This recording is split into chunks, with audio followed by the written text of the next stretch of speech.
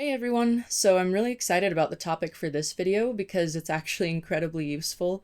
So we're going to be going over how to track the sun and how to better utilize it in your photos. And especially as a wedding photographer, this is something I use all the time. So we can see here how we have this beautiful golden hour photo. I mean, golden hour is ideal. It is the preferred time of the day to shoot for sure.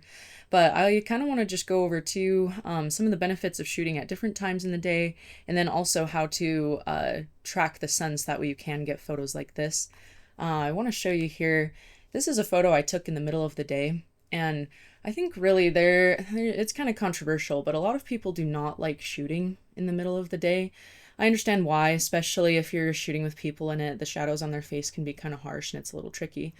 But I think embracing the daytime light is something that can really make your portfolio a lot better.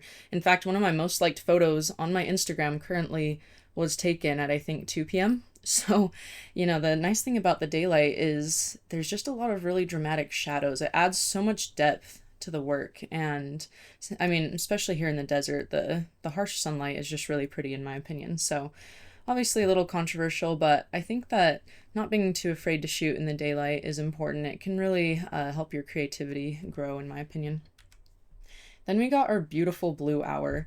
And blue hour is just so surreal, so magical, but also kind of tricky to shoot on film. I mean, you'll see here, I've got quite a bit of grain in my shadows.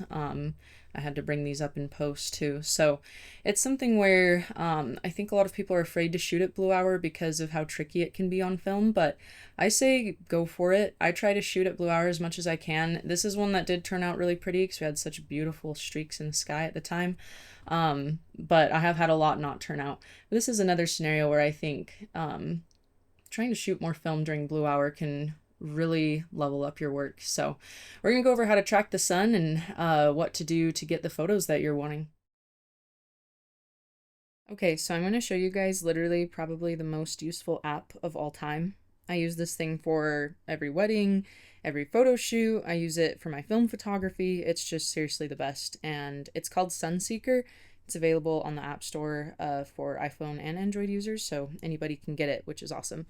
So this is the home screen of the Sun app. You'll see right here we have a solar compass, depending on which way I'm facing, northwest, west, it'll show exactly where the sun is and exactly where it's going to be in its trajectory, which is cool.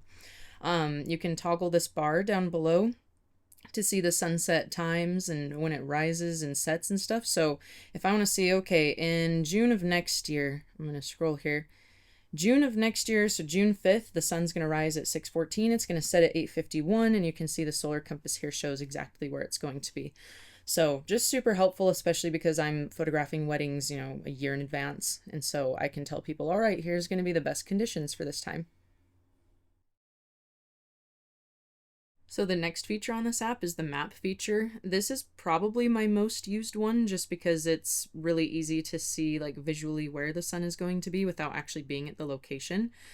So this is Zion National Park right here. And let's say that I want to shoot up here at the iconic canyon overlook, and I want to know, okay, if I'm shooting here in, let's say, December, you can see here that the sun really only hits just kind of off to the side of it, and that it'll set pretty early, right at about 5 p.m. there.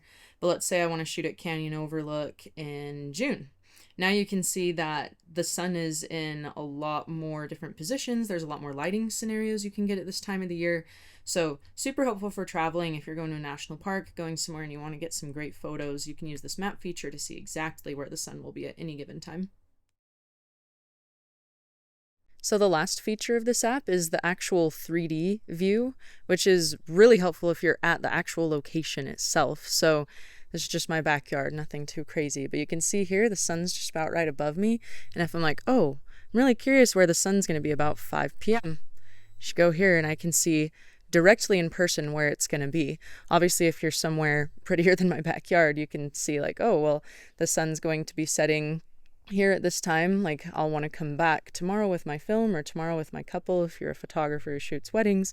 Be all right, this will be the ideal time to actually take photos at this location. So you can track it all different times of the year, which is what these lines are for. So super cool.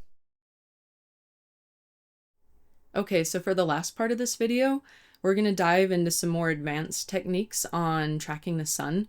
So you're going to need a desktop for this, and you're going to need to download Google Earth Pro, which is free and super easy to find the download link just if you Google it. But Google Earth Pro is awesome and severely underutilized, I think. There's a ton of features that you can use that we won't be going over here. But it'll bring you to a homepage kind of like this, and then we'll just be going over the sun tracking tool today, which is up here in this bar right here. You'll click the sun icon, and then it'll pop up this box right here. This is where it's super cool because you can go click that, and you can type in any date and time anywhere in the world and see exactly what it's going to look like at that given time.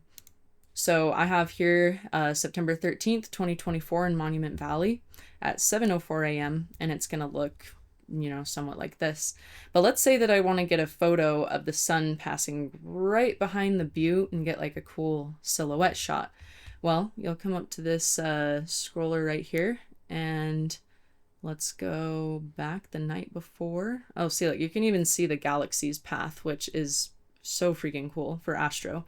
But anyway, going back, and looks like the sun will pass right behind the butte starting about 6 p.m. and then you'll get a little bit of the blue hour after that. So let's say you want to get a shot just like that. Well, there you go. You'll need to be standing in Monument Valley on the 12th of September at 6:22 p.m. and this is exactly what it'll look like. So really cool. You can use this anywhere in the world. Let's say you want to go to New York City and you want to get a shot of the sun shining right between two buildings. You can do that. You can see exactly where it's going to be. So yeah, Google Earth Pro is awesome for this. I highly recommend using it for your location scouting and to see where the sun's going to be anywhere you travel.